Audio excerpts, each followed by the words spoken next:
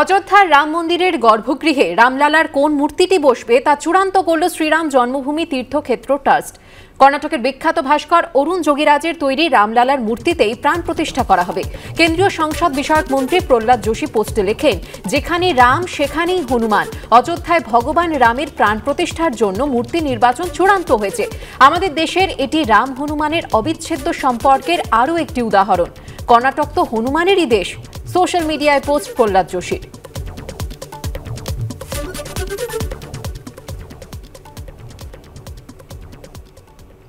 নতুন বছরের প্রথম দিন আর সেদিনই কিন্তু অযোধ্যায় প্রচুর মানুষের ভিড়। সোমবার থেকেই ঘরে ঘরে রাম মন্দিরে প্রসাদী চাল ও আমন্ত্রণপত্র পাঠানো শুরু করেছে বিশ্ব হিন্দু পরিষদ। এদিকে রাম মন্দির উদ্বোধনের দিন যত এগিয়ে আসছে ততই চড়ছে রাজনীতির পারদ।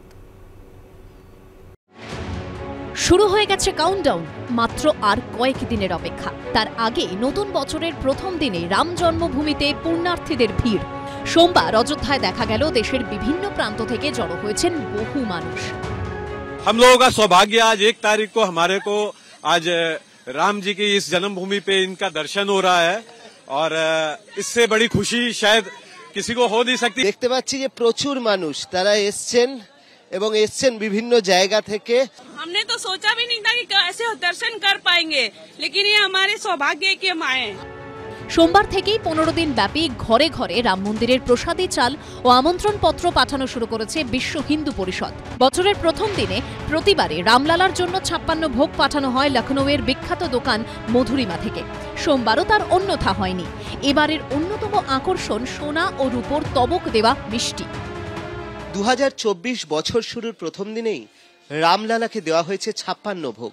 আর এই 56 ভোগ দেওয়া হয়েছে লখনৌয়ের বিখ্যাত মিষ্টান্ন ব্যবসায়ী সজল গুপ্তা। তার যে দোকান রয়েছে এখানে মধুরিমা যে দোকান, সেখান থেকেই কিন্তু মিষ্টির দোকান থেকেই গিয়েছে এই 56 ভোগ। 22 तारीख को भी क्या इधर से ही आप लोग भोग चढ़ाएंगे? जी, सत्येंद्र दास जी जो मुख्य पुजारी हैं उनकी तरफ से हमको ये आदेश है कि 22 तारीख को भी 56 भोग का प्रसाद मधुरिमा से ही चढ़ाया जाएगा। तो हमारी पूरा प्रयास रहेगा, ये हमारा सौभाग्य है। মানুষজন আসছেন এখানে এবং একটি ইমেলকে ঘিরে কিন্তু যথেষ্ট এখানে চাঞ্চল্য ছড়িয়েছে।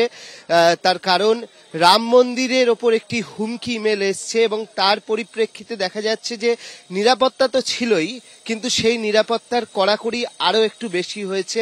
এই রাম মন্দিরের রাস্তায় কোনো বাইক বা কোনো গাড়ি ঢুকতে গেলেই তাকে জিজ্ঞাসাবাদ করা হচ্ছে। এদিকে রাম মন্দির উদ্বোধনের দিন যত এগিয়ে আসছে ততই চড়ছে রাজনীতির পারদ। রাম মন্দির স্থাপনের পরে মোদিজি ভাবছেন যে পুরো হিন্দু সবাই মিলে আমাকে ভোট দিয়ে দেবে। যেন মনে হচ্ছে যে সবজিকে একটা মোদিজির জামানা এরম তৈরি হচ্ছে।